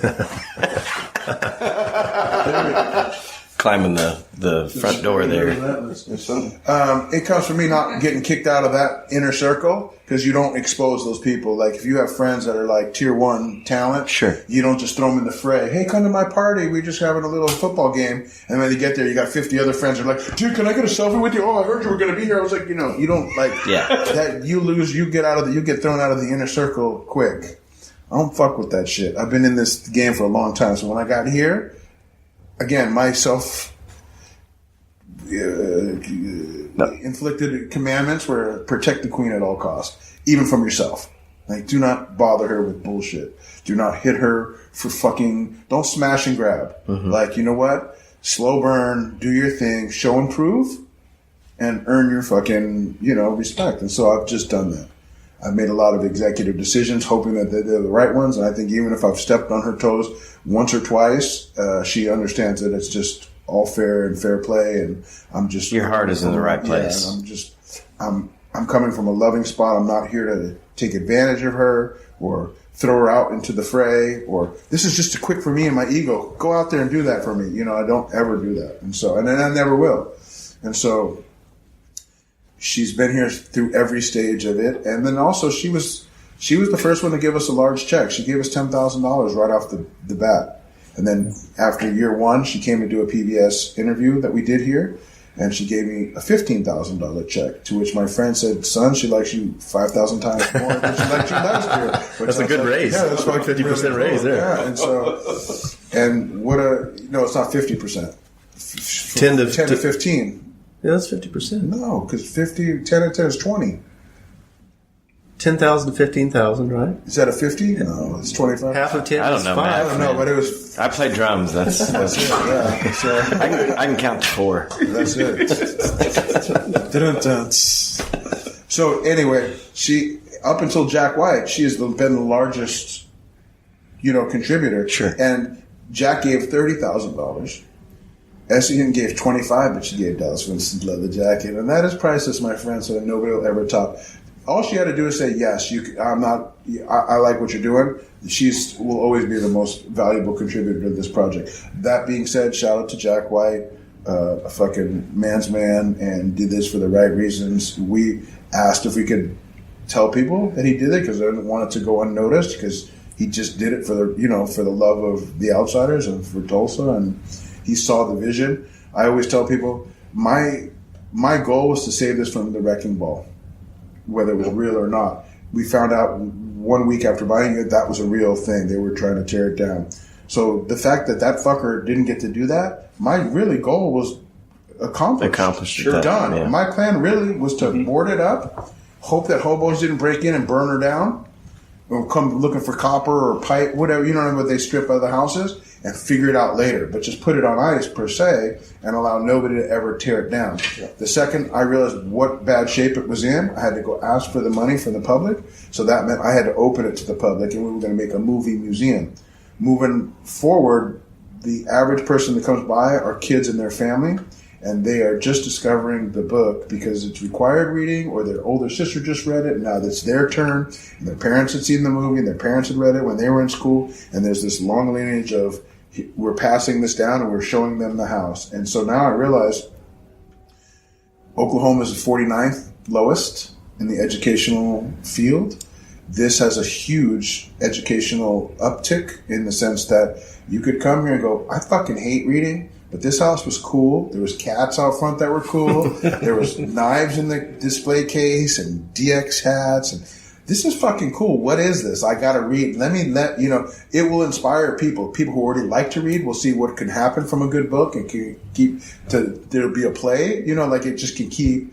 And they can also, my favorite part of the whole story is that it's, one, s-ehinton wrote it in fucking high school. Okay. 2, if she was a Mensa student or an honor student, I wouldn't be impressed. She was failing out of English when she wrote this. She was also getting a D+ in creative writing that year, and she wrote a masterpiece. So it is nice to have good grades. I get all that, but it doesn't define you. Right. So you get a B or a D or whatever. So what? She's still the actual end product. You couldn't predict what, you know what I mean? So there's hope in her story is what I'm getting at. When they go to publish it, they don't want to tell that boys that a girl just wrote this book, because we're not going to read it. Mm-hmm. You're 13 and a girl wrote that? Fuck that book. We'll burn it. But s-ehinton could be Steve Earle. We don't know, Right. So that was intentionally to dupe kids to say it's ambiguous. We just don't know. It's S.E. Who's the fucking... How many people thought S.E. was a guy at one point? Oh, I did. I mean, now with the internet and everybody, it's a big enough book where people immediately go, it's a girl, the lady wrote that, whatever, in high school. But when I was a kid, we didn't know. I literally thought it was a dude that wrote that shit. So, And, you know, so there's so many different rabbit holes that this thing goes down, bro, that if one angle, this didn't happen, that lady, if the librarian didn't write the letter to Coppola, and Coppola didn't give it to Roos, and Roos didn't discover that, and then Rumblefish, and then imagine if they go, let's film this on the Warner Brothers lot. That would have sucked. Yeah. That would have sucked. Because there's nothing authentic about that. Did she insist on that? Was that part of her thing? I don't think she even got that much money to sell that. She couldn't insist. The song was about the farthest she could push it. I see. Yeah, shit. No, he insisted on that. So it's a good question because his water world, and you'll understand what I mean by that, was one from the heart. It sunk his battleship. He put all of his money. Coppola thought he was going to make the masterpiece, and some call it a masterpiece, but it didn't do any box office, and it's called One from the Heart. It broke his studios. It went bankrupt. So he was facing bankruptcy when he took these on, probably as a paid gig, and because he liked it, and he would do anything just to get out of L.A. Obviously, no cell phones and internet back then, so if you came to Tulsa, you could avoid all that shit that was impending doom back home and just come here. And then he came here and he fell in love with the town and the people and the burgers and the good bedside manner and and it was a thing. And so he wanted to keep it authentic to her books is the real reason, but there was a lot of hidden perks as well. To come out here. And they would never do that nowadays. They might go to Atlanta because of the tax base, or they go to Vancouver, but they don't come to fucking Tulsa just because the book was written there. Yeah, there are some independent movies filmed here, but yeah, for the most part. Of course. Yeah. And there'll be more because this is a hidden gem of a city to film. I mean, every alley I go down looks like a different, could be anywhere. They're starting to film over in Oklahoma City quite a bit. And it's a good thing, and there's tax breaks here. But I'm just saying, in 82, it was like, you want to go, what? Why would we go all the way? And he wanted to go to keep it authentic. And I'm glad he did. Yeah, the reason I asked that is because I had read that she was responsible for picking out some of the shoot locations, and I don't know that that's true. No, the house for sure not. No. I think only thing that she would have said is that she went to the Admiral Twin and the Circle Cinema.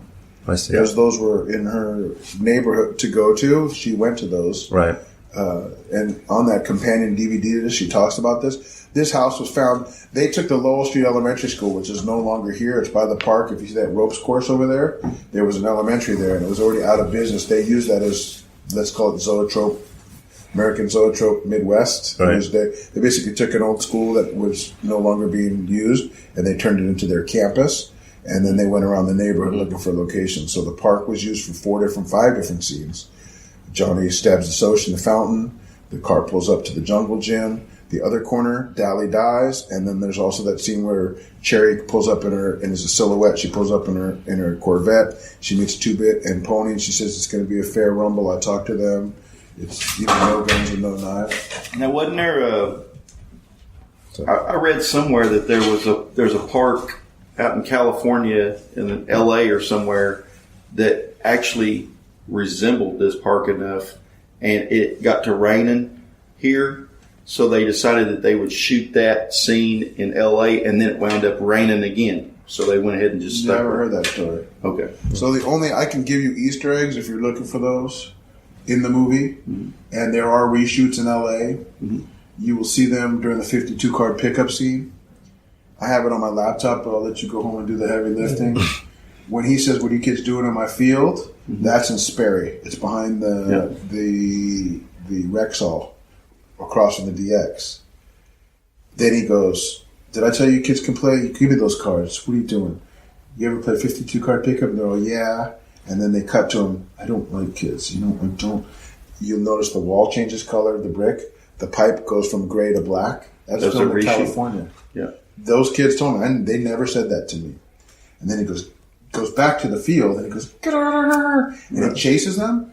That's 6 months later back here. The kids are even grown a little bit. Their clothes are a little tight. And Pony's got a wig on. You can see. I can show it to you on my laptop if you have to see it. But so it's 3 different scenes in 3 different time periods for one thing. When he gets on the phone after he robs a liquor store, these are gems. I never gave these to nobody before, and you're going to look. He gets on a payphone, and he calls to the house, and Patrick Swayze sitting in that corner right there and answers.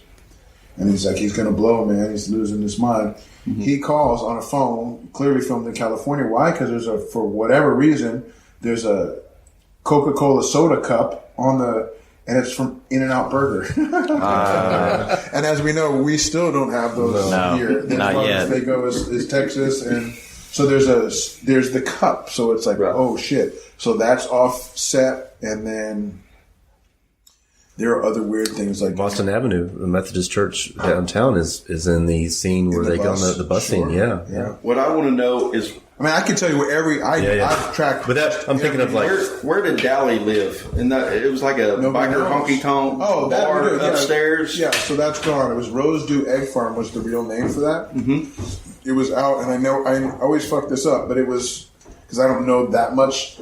If you take the 44, whatever freeway is right over here, out, you will, right as they get right close to outside of, you get into Catoosa almost, there's a Burger King and a Novotel Hotel. Yep. Yeah. Where that Novotel was, that's where the Egg Dew Farm was. Rose Dew Egg Farm. I have pictures of it being demolished in about 96. And it was a shithole that they rented and was all the way out there. So that's gone. And that between the Burger King and the Novotel, it was in the middle. Wow. And the only other one that we've never found, I even sent scuba divers, master divers, into Skytook Lake. The church was a real Indian school from back in the day. It was already going to be flooded and turned into nothing because they flooded out that whole area and turned it into Skytook Lake. It was a shithole then. It was abandoned for 40 years, but by that point, it was derelict. They put the steeple, they made it. They would light it on fire, film the scene, and then the Skytook would use it as a training thing and put it out, and then they would film again until they got what they wanted.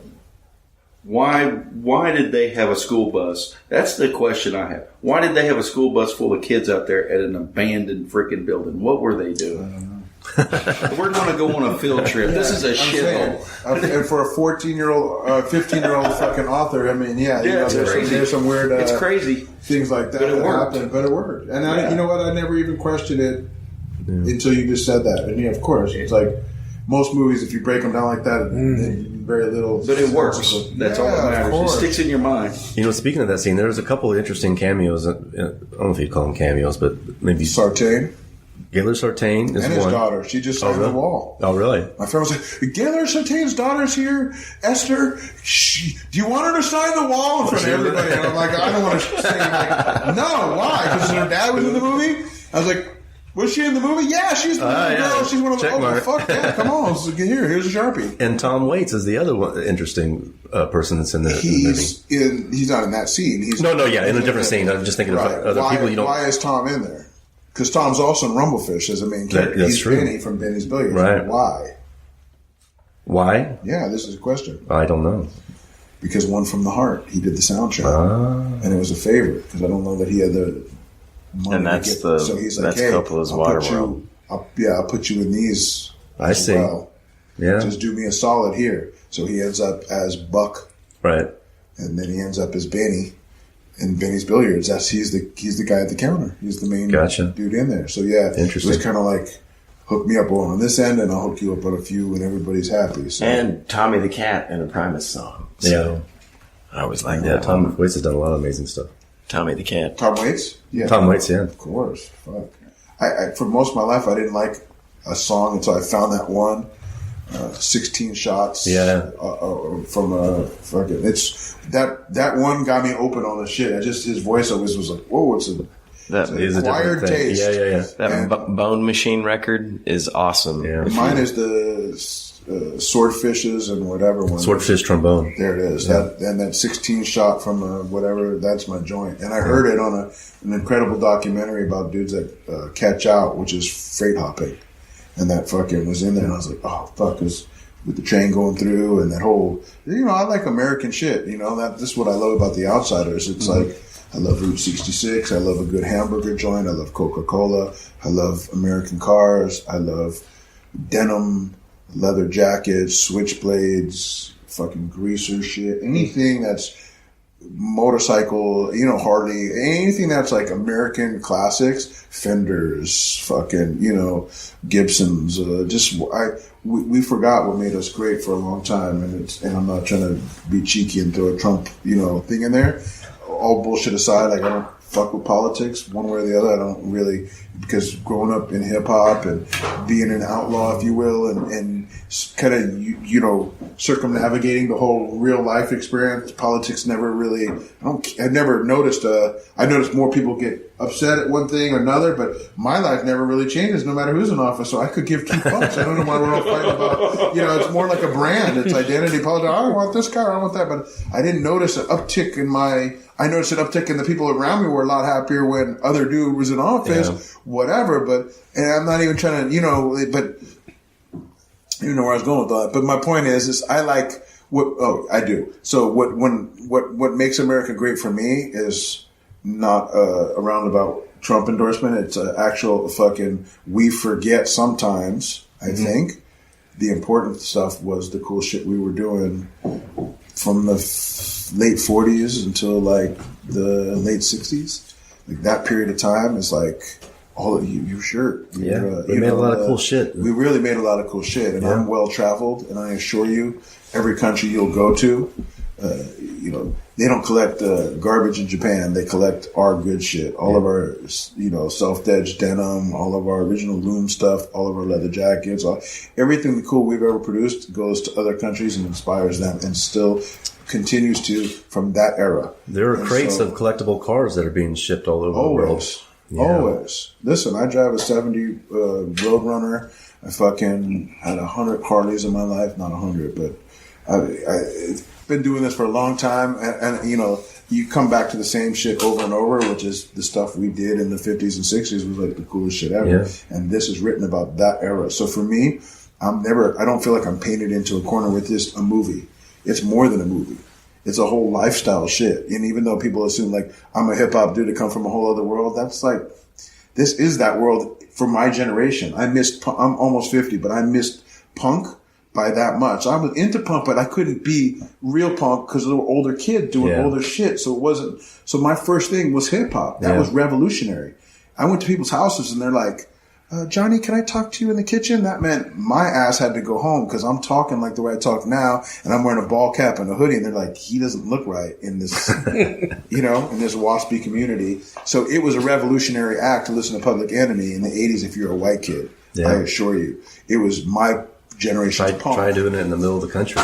No, I know. And now anybody does. Kids with Ramones t-shirts and faux hawks and nothing sacred. Nothing is like, anything. So yes. Again, so although you might think I'm from a different, it's not. It's all in the same dissident, fucking anti, whatever the fucking mainstream. It's always been, and this is always a big part of it. That greaser mentality is in there, and so fuck the man. Yeah. Unless you're the man. Unless you're the man. Well, before we close this thing down, I mean, you want to give everybody kind of a rundown of, what you got coming up as far as your social media and everything? The social media is just what it is. The Outsiders House Museum, do the Google, and we're hoping to, at this point, again, I've made a million promises that I've not been able to keep as far as opening this and timelines and all that shit, but this looks really like March 25th, which would be the release date of the movie, which would make the movie 36 years. We try to do it for the 35th. We try to do it for the 50th of the book, and we missed both of those. But I don't want to open this, again, I prefaced it when you first came in. Don't take too many photos. It's my paranoia of like overdoing it, because anything that was cool that we didn't want to reveal yet, like the fake wallpaper that we stenciled in to look like the real wallpaper, it's been seen. The point is I'm a perfectionist. I don't want to just quickly open this, even though I put 2 years of my, and we've all put 2 years into this thing, and it's all money out right now. Nothing is. So it's in my best interest to open it, but I ain't trying to open it until it's exactly how you want it. And I think it's got to be right. We should mention that it looks amazing. It's beautiful. It really does. From just driving up here, it's like, that's it.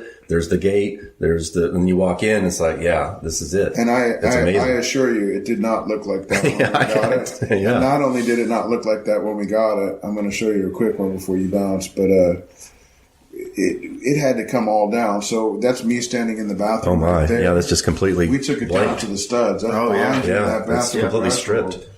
Wow. This house really needed was a brand new house. That's right. You rebuilt it from the inside We out. had to. I mean, it's a 100-year-old house. It was moved here in the 40s. Really? The only thing that's like we were able to just like redo was the 100-year-old floor that you're sitting on is the wood floor. Everything else, fireplace had been stripped out of here. The original door was gone. We had to rebuild the cabinets. Everything was like, again, it was like going through this movie with the fine-tooth comb and redoing it. Even the molding. Who does 100-year-old fucking 5-inch mold? That's from a different era. You have molding from Home Depot that's 2.5 inch. Yeah. So everything is hand-built, hand-fabricated. This living room was 3 times until we got the right full finish. It's got to look like, Camel lights. I mean, Camel non-filters for 40 years, like, smoked in. Sure. And before I forget, just since you're here, that is the original illustration from the first paperback that s-ehinton gave me. It's another super important piece. And as far as, like, one of my favorites, it doesn't trump the jacket, but it is up there with fucking, like, that is the paperback that was hand-painted. And when the publishing company either moved their offices or went out of business like 30-something years later, they called her, hey, we just happen to have this in the office if you want it. I was like, fuck, stupid motherfuckers at the publishing company. I don't know where she's at. I'm taking this shit home. So I think she was gracious enough to give it to us. And so I think the coolest thing about this whole process has been seeing how passionate you are about this project and everything and how personal it is the to you. number one ingredient. We were talking earlier at coffee. I love that s-ehinton, and I'm paraphrasing, she says, never let punctuation or grammar get in the way of you telling your story. Mm-hmm. And I would say to anybody, never let the lack of money or perceived resources. Do you think I had 1,000 people out there looking to help me? I didn't. I thought I was the only fucking guy who cared about this thing. I was the only fan. And I rolled the dice with a large chunk. And it didn't mean I've done it before and lost and, went tits up on the whole thing. But never let that get in the way of you trying to do something.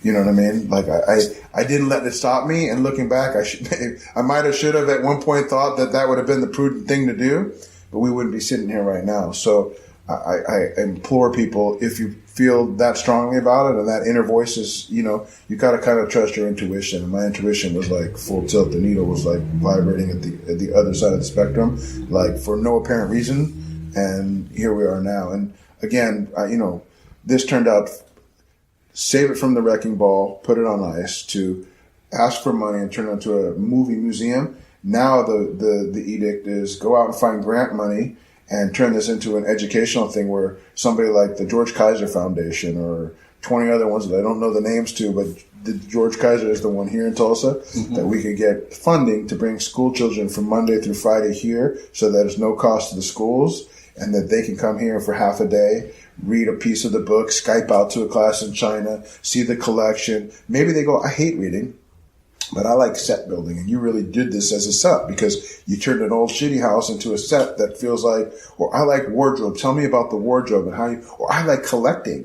Is there a future in me as a collector? And yes, there is. And then, so it's multifaceted, but if the worst comes to worst, every kid needs a good half a day off just to chill out and, drink a soda or eat a fucking bologna sandwich on the side of, some field trip, chilling out. Yeah, a piece of chocolate cake, So that's the big goal here. It's really kids. And I don't have kids, but I like kids. You know what I mean? I like animals. I like kids. And I think, you know what? These are the authentic American classics that we should be introducing our kids to because they're going to be responsible for our future. It's theirs next. So start them off right. And this is one of the right ones. It's the imperfect, perfect thing that I've ever come across. Again, from her being a flunking out of things and getting D pluses to me coming out of left field from a broken, I've been on the other side of things for so long. This is like the first real good thing that I could say. Hopefully we balance the scales by the time I'm done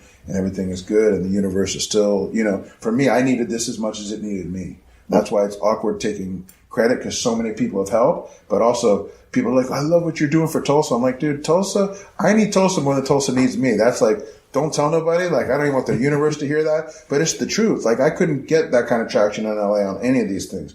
Even after selling $1 million or $2 records and making $1 million or $2, and you know what I mean? That thing comes and goes in LA like that quick. Yeah. Here, it's more important and it means something, and I'm doing something way bigger than me. I'm like I said, this is not, it's becoming my legacy, but I'm honoring someone else's legacy, and that's my interest, is making sure it's, you know, it's here for future generations to see. So, how does this compare for you personally to doing music? Doing this to doing music is worlds apart.